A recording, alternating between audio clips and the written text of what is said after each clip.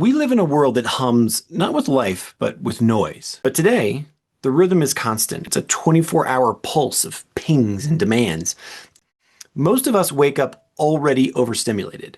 Our brains are flooded with dopamine before we even have taken a breath outside. We're trying to operate ancient hardware, our bodies that we have, on software that's designed for speed, not serenity. So that's what this conversation is about today. How to unplug long enough to remember what calm actually feels like. It's about how to reclaim your nervous system from the noise. The moment that I woke up, the first thing that I reached for was my phone. Before I drank any water, before I saw any sunlight, before I even really kind of consciously thought what was going on.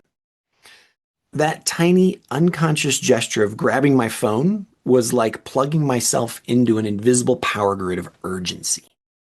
Every vibration, every new message, every red dot on the screen there told my nervous system one thing: something's wrong, something's missing, something's urgent. And I started wondering, what happens when this is the first signal that we send to our brains every day? When the body that was designed to rise with the sun now wakes up to blue light and cortisol spikes. They were being run by biochemical reaction. Here's what's actually going on beneath the surface. Every time we receive a notification, our brain releases dopamine. Now, that tiny hit feels good, but it also keeps us in a Pavlovian loop, so to speak. We start seeking the next ping, the next update, the next small proof that we even exist. Chronic fatigue, scattered attention, anxiety, insomnia, and that low-grade hum of restlessness that you can't quite name. We've normalized this in our society, but it's really not normal. You begin to forget who you are beneath the constant current. It's how we re-enter harmony with the natural intelligence that created us.